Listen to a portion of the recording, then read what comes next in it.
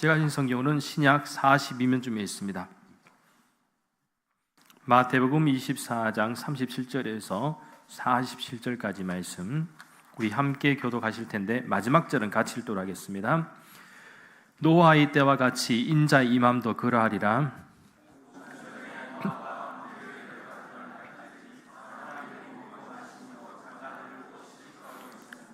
홍수가 나서 그들을 다 멸하기까지 깨닫지 못하였으니 인자의 임함도 이와 같으리라.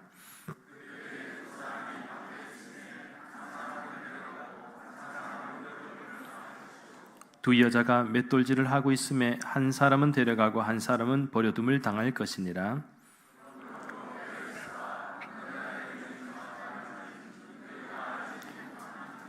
너희도 아는 바니 만일 집주인이 도둑이 어느 시각에 올 줄을 알았더라면 깨어 있어 그 집을 뚫지 못하게 하였으리라.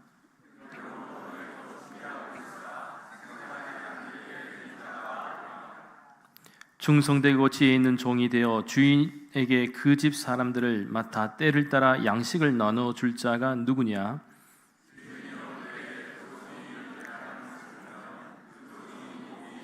함께 읽겠습니다. 내가 진실로 너에게 이르노니 주인이 그의 모든 소유를 그에게 맡기리라. 아멘.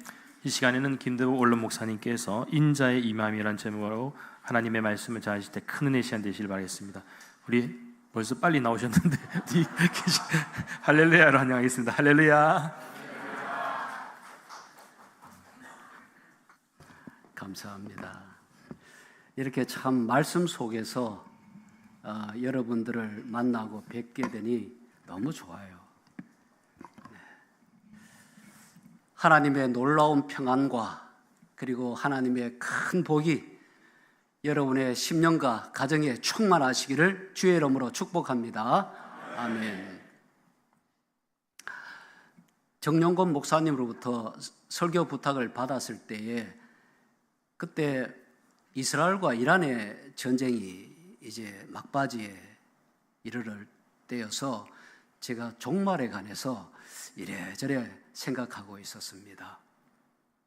그래서 오늘 본문 정하는데 큰 망설임이 없이 오늘 본문을 선택하게 되었습니다. 이란이 이스라엘 공격을 보복하기 위해서 수천 발의 미사일을 쏘아 붙였는데 뉴스를 통해 야밤에 그 미사일들이 포물선을 그리며 이렇게 떨어지는 모습을 보게 되었어요.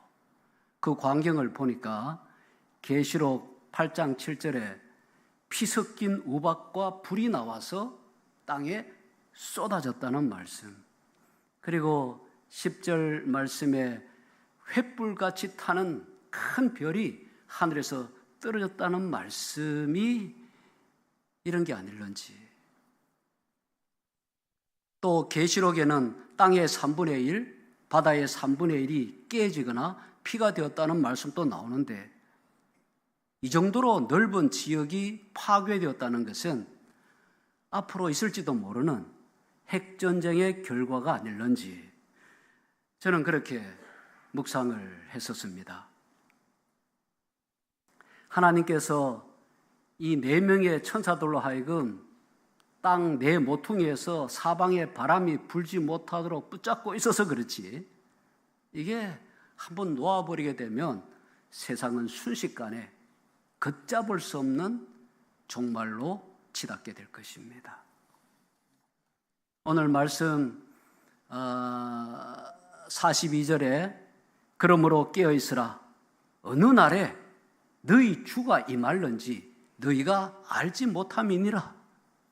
그리고 44절에 이러므로 너희도 준비하고 있으라. 생각하지 않은 때에 인자가 오리라 하셨으니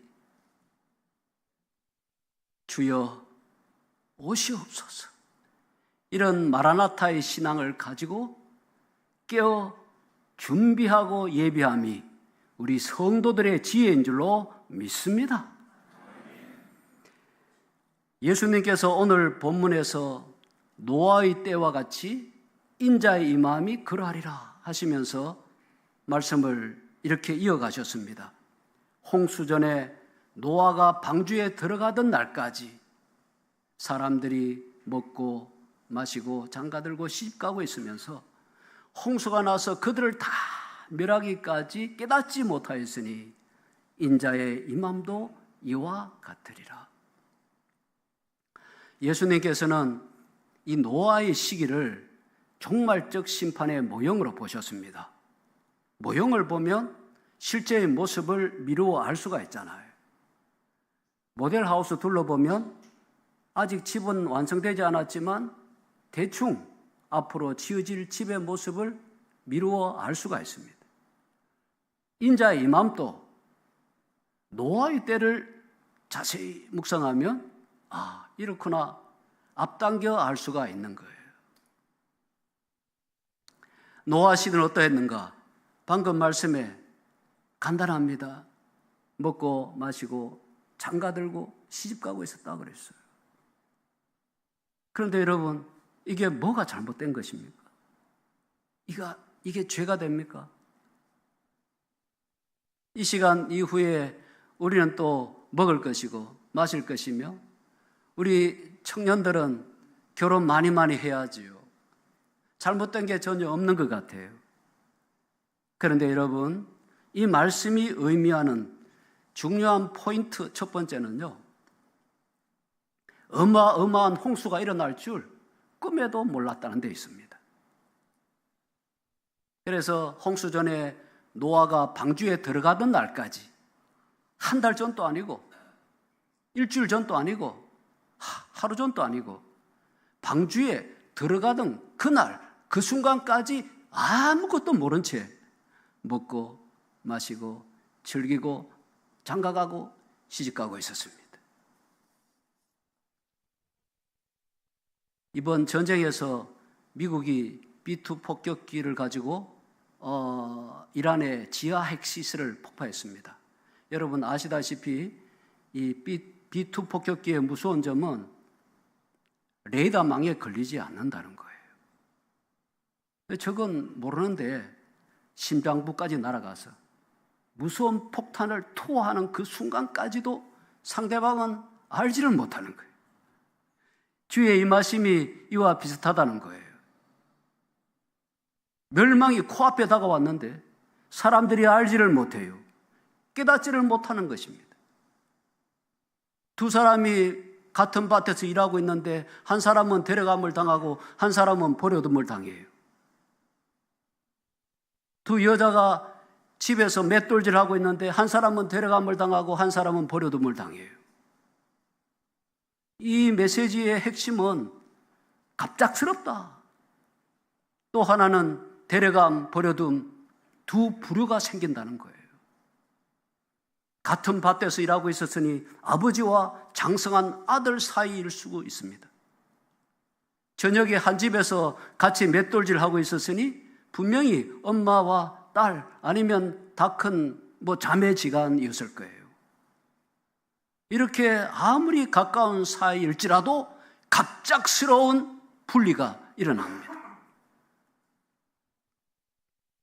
어떤 사람은 방주에 들어가는 것이고 어떤 사람은 못 들어가요. 어떤 사람은 정말 영광스럽게 주님의 임하심을 맞이할 수 있는 것이고 어떤 사람은 부끄럽게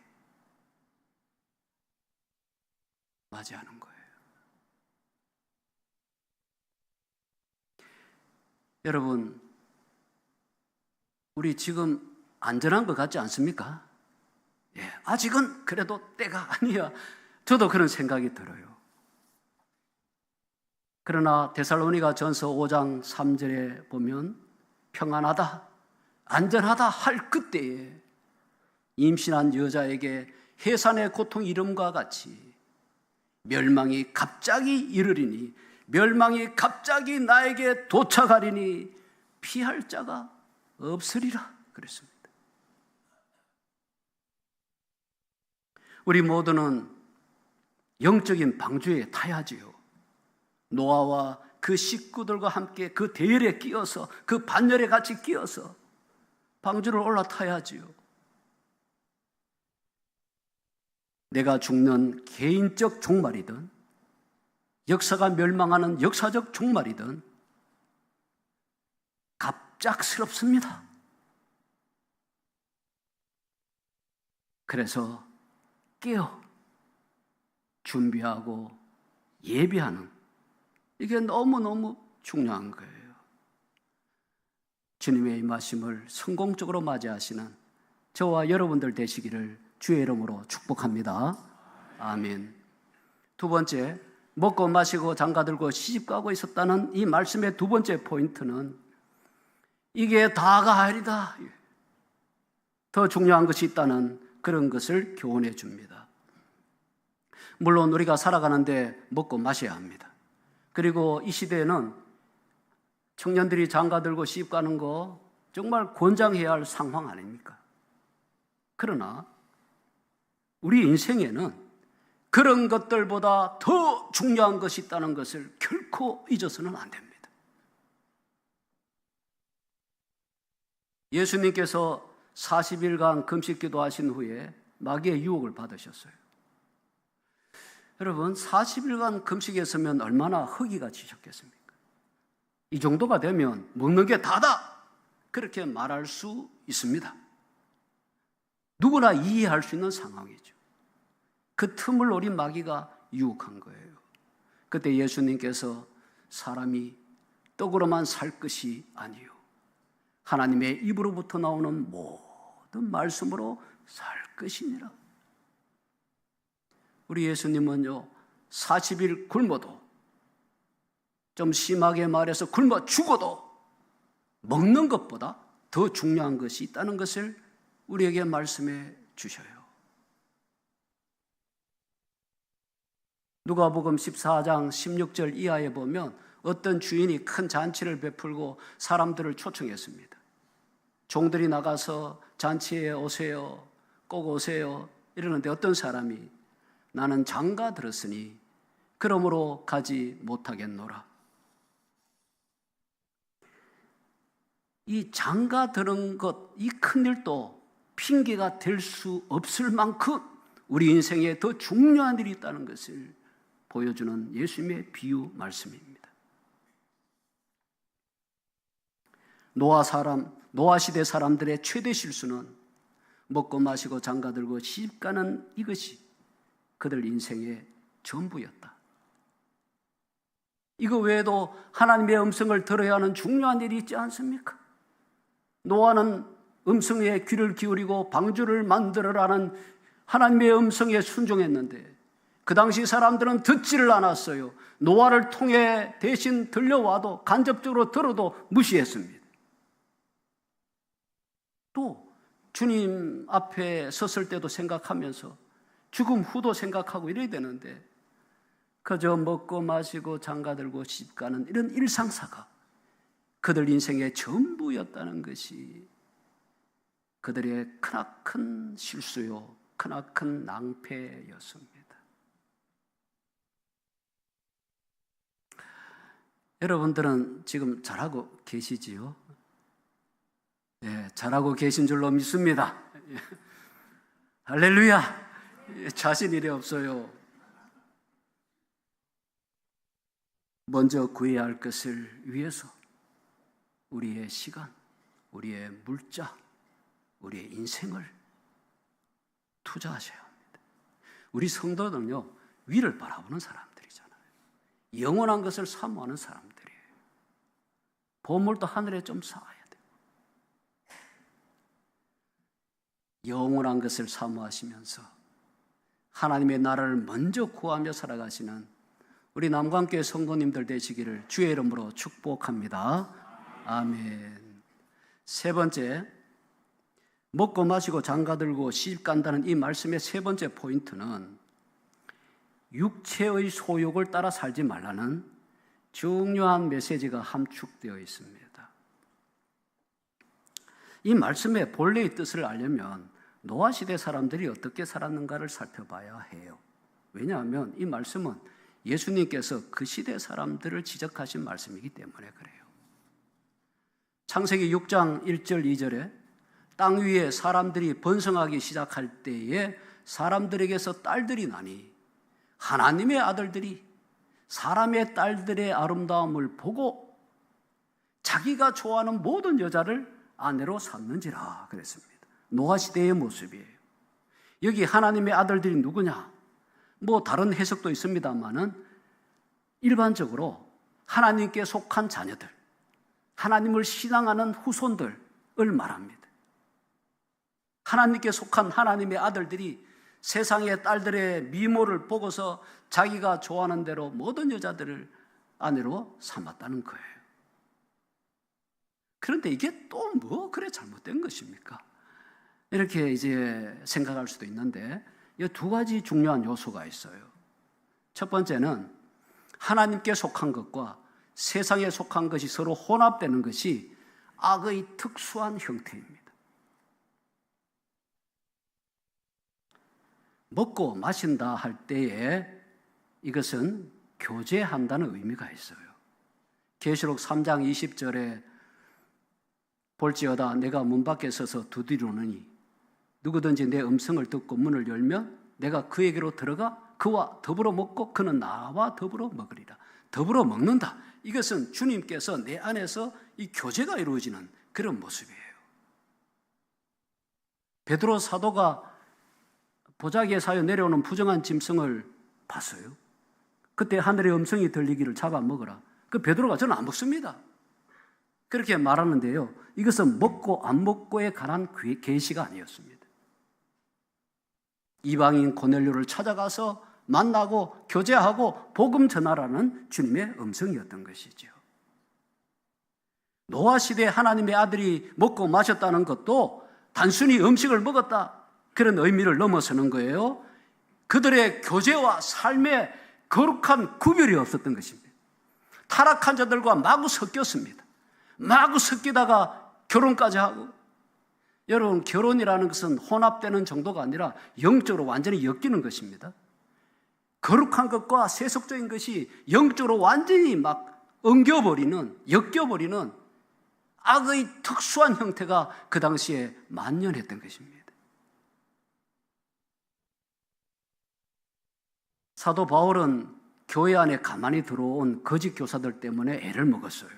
이들이 교회 안에 들어와서는 예수님 믿어야지. 그러나 중요한 것 더 뒤에서 말했어요. 율법도 지켜야 구원받는 거야. 사도 바울은 이에 대해서 너무너무 의분이 일어났어요. 그래서 갈라디아서 1장 8절에서 이렇게 강력하게 선포합니다. 그러나 우리나 혹은 하늘로부터 온 천사라 할지라도 내가 너희에게 전한 복음 외에 다른 복음을 전하면 저주를 받을지어다. 얼마나 강력하게 혼합된 교리를 경고했는지 몰라요. 진리와 거짓이 혼합될 때 더 악하게 됩니다. 거룩한 것과 그리고 세속적인 것이 이게 막 엉길 때 더 참 골치 아픈 악한 것이 돼요. 참과 거짓 싸울 때에 어느 편에 설 건가? 그런 찬성도 있습니다만 참과 거짓 싸울 때에 어느 편에 설 건가? 우리는 참 진리 편에 딱 서서 거짓과 싸우며 악에서 완전히 분리되는 것, 그게 거룩한 삶이요 하나님의 길인 것입니다. 아멘. 또 하나, 하나님의 아들들이 사람의 딸들과 결혼했다는 것은 육체의 소욕을 따랐다는 것을 말해요. 하와가 에덴 동산에서 선악과를 따먹은 이유가 본즉 먹음직, 물론 보암직, 지혜롭게 할 만큼 탐스러움도 있지만 먹음직, 이 먹음직이 육체의 소욕입니다. 형 에서도 동생 야곱이 붉은 죽 끓이고 있는 모습을 보고 본즉 먹음직해서 창작권이 대수냐 팔아넘겼습니다. 육체의 소욕을 따라 사는 사람의 전형적인 모습이에요. 노아 시대 하나님의 아들들도 사람의 미모를 본즉 육체의 소욕이 발동해서 자기들이 좋아하는 모든 여자를 아내로 삼아 버린 거예요. 여러분, 성도는요, 육체의 소욕을 따라 사는 것을 경계하고 또 경계해야 합니다. 육체의 소욕은 항상 성령님을 거슬러요. 갈라디아서 5장 17절에 육체의 소욕은 성령을 거스르고 성령은 육체를 거스르나니 이 둘이 서로 대적함으로 너희가 원하는 것을 하지 못하게 하려 함이니라. 우리가 원하는 것 있잖아요. 하나님 나라 먼저 구하고 하나님의 영광을 위해서 살아야지, 이렇게 폼을 딱 잡는데 육체의 소욕이 뒤에서 막 잡아 끄는 것입니다. 육체의 소욕과 성령님은 항상 부딪히고 대항하고 반대 방향으로 이끌어가고,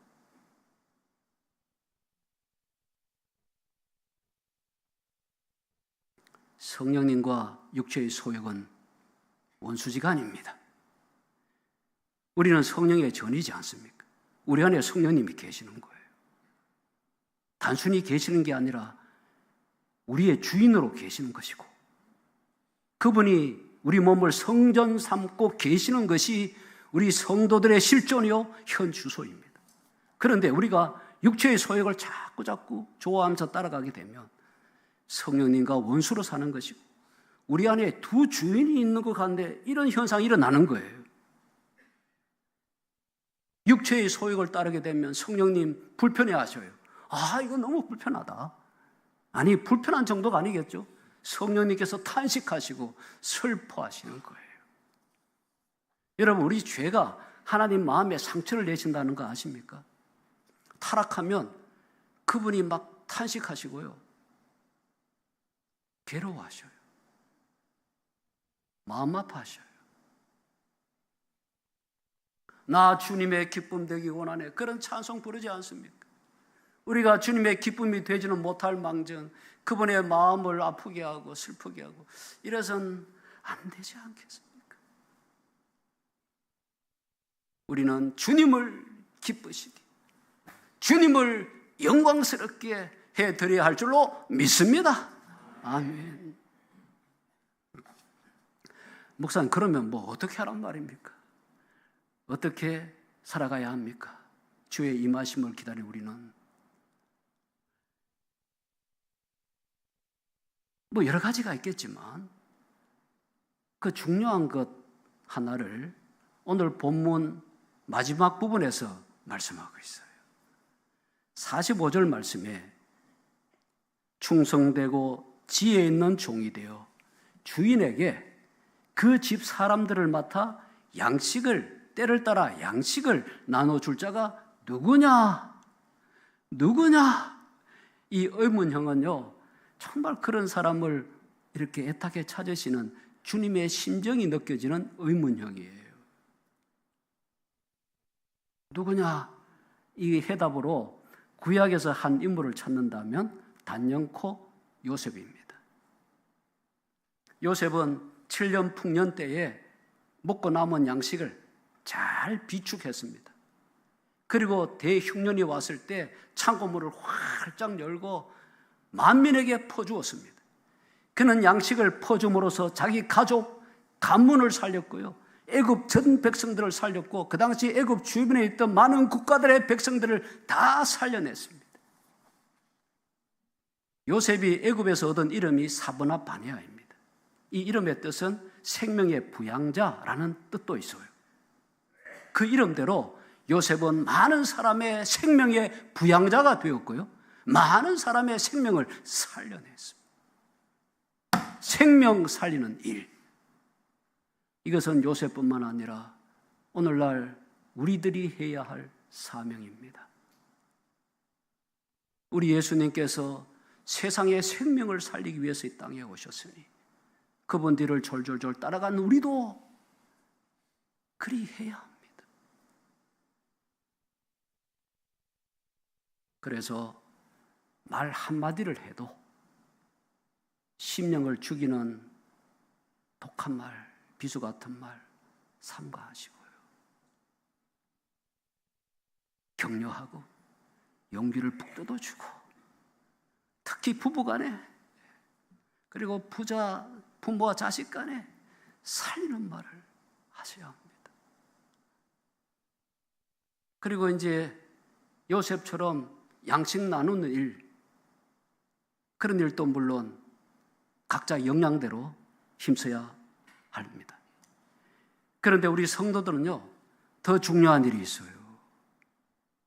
요한복음 6장 51절에 6장 27절에 썩을 양식을 위해서 일하지 말고 영생하도록 있는 양식을 위해서 하라고 했습니다. 영생하도록 있는 양식, 이것은 생명의 떡이신 예수 그리스도를 의미합니다. 요한복음 6장 51절에 나는 하늘에서 내려오는 떡이니 사람이 떡을 먹으면 영생하리라, 영원한 생명을 갖게 될 것이다. 내가 줄 떡은 곧 세상의 생명을 위한 내 살이니라. 우리 예수님께서는요, 세상의 생명을 살리시기 위해서 그분의 살을 찢으셨습니다. 그분의 보혈을 흘리셨어요. 살을 찢으시고 보혈을 흘리심으로 생명의 떡이 되시고 생명의 음료가 되신 거예요. 이 귀한 생명의 떡을 세상 사람들은 절대 못 나누어 줍니다. 하나님의 사랑받는 자녀, 그분의 귀여움을 받는 자녀, 저와 여러분들만이 할 수 있는 유일한 특권인 거예요. 썩을 양식만 위해서 일하면 곤란합니다. 그것은 우리 인생을 허비하는 거예요. 손해보는 인생을 사는 것입니다. 사람이 떡으로만 사는 것이 아니에요. 영생하도록 있는 양식, 그리스도라는 생명의 떡을 잘 나누는 그런 성도님들 되시기를 주의 이름으로 축복합니다. 양식을 나눠준다 할 때 빼놓을 수 없는 중요한 개념 하나 더 있어요. 말씀이 육신이 되신 분이 예수님이신데 그 말씀, 하나님의 말씀이 영의 양식입니다. 하나님의 말씀이 선포될 때에 영이 살아나고 죽어가던 생명이 살아나요. 왜요? 영의 양식이요, 생명의 양식이기 때문에 그렇습니다. 창세기 1장에 하나님께서 천지를 창조하는 모습이 말씀을 선포하시니까 흑암이 광명한 빛으로 꽉 차게 되고 공허한 곳에 수많은 생명들로 가득 차게 되는, 정말 그야말로 하나님 보시기에 좋은 그런 세상으로 변화되지 않습니다. 에스겔 선지자가 그 환상 중에서도 마른 뼈들에게 하나님의 말씀을 대언하고 하나님의 영이 임하자 그 마른 뼈들이 일어나 생명력 넘치는 하나님의 군대로 변화가 되었습니다. 그래서 오늘날 양식을 나눠준다 할 때에 그리스도와 함께 이 생명의 말씀을 선포하고 가르치고 나눠주는 것이 너무너무 중요합니다. 지금은 우리가 말씀을 읽고 듣고 배우고 가르치는 이 일 어렵지 않습니다.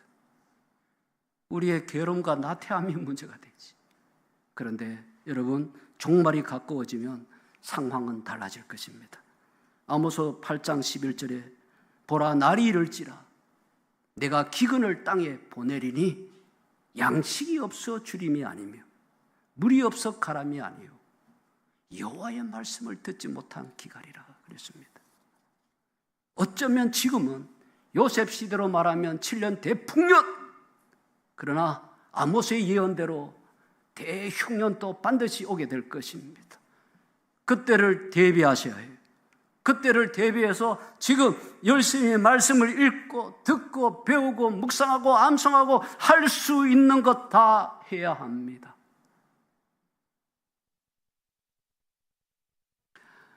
여러분, 기도 많이 해주셔서 감사한데 이제 중국에 말씀 사역을 하고 잘 돌아왔어요.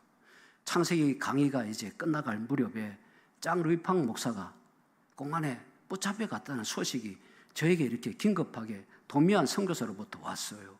너도 몸조심해라는 그런 메시지였습니다.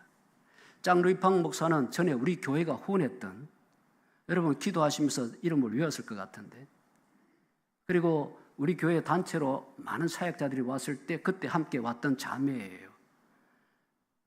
이 자매가 오늘날로 말하면, 우리로 말하면 여름 성경학교, 그 청소년들 아이들 데리고 교회에서 한 것도 아니고 좀 피해서 음악학원 같은 곳을 빌려서 거기서 하고 있었는데 공안이 어떻게 알았는지 들이닥쳐가지고 잡아갔습니다.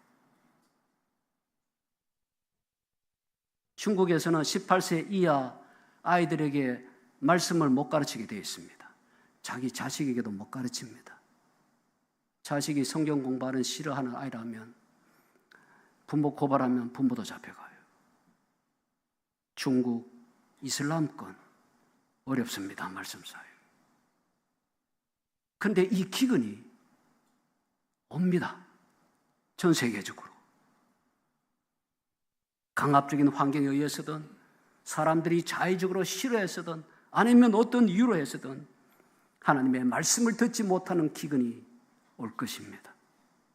그러므로 우리는 지금 현재 열심히 하나님의 말씀을 듣고 배우고 훈련해야 합니다. 뿐만 아니라 종말의 때를 대비해서 더욱더 말씀의 칼을 갈아야 하고 더욱더 말씀의 양식을 비축해야 합니다. 그래서 우리 마음에 하나님의 말씀, 그리스도의 말씀이 풍성해져서 하나님의 곳간에서 새 것과 옛 것을 자유자재로 꺼내오는 천국의 서기관이 되어 잘 가르칠 수 있도록, 잘 나누어 줄 수 있도록 말씀을 비축하고 준비하고 예비하셔야 합니다. 그래서 말씀의 기근이 왔을 때에도 이 생명의 양식을 잘 나누어 주는 자, 요셉처럼 우리가 영적인 사바나 바네아가 되어서 많은 생명을 살려내는 그런 멋진 우리 남광교회 성도님들 되시기를. 그래서 주의 임하심을 정말 참 영광스럽게 아멘 주에서 기다렸습니다. 그렇게 맞이할 수 있는 모든 성도님들 되시기를 주의 이름으로 축원합니다. 아멘. 우리 한번 같이 기도했으면 좋겠습니다. 마라나타의 신앙으로 주의 임하심을 깨어 준비하며 예비하는 자 되게 하옵소서.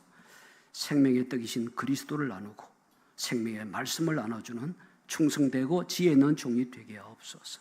우리 장 루이팡 목사님 속히 풀려나도록, 또 우리 교회와 우리 정 목사님, 또 나라와 민족을 위해서 우리 성령께서 인도하시는 대로 주여 한번 부르시고 적당한 목소리로 기도하시겠습니다. 주여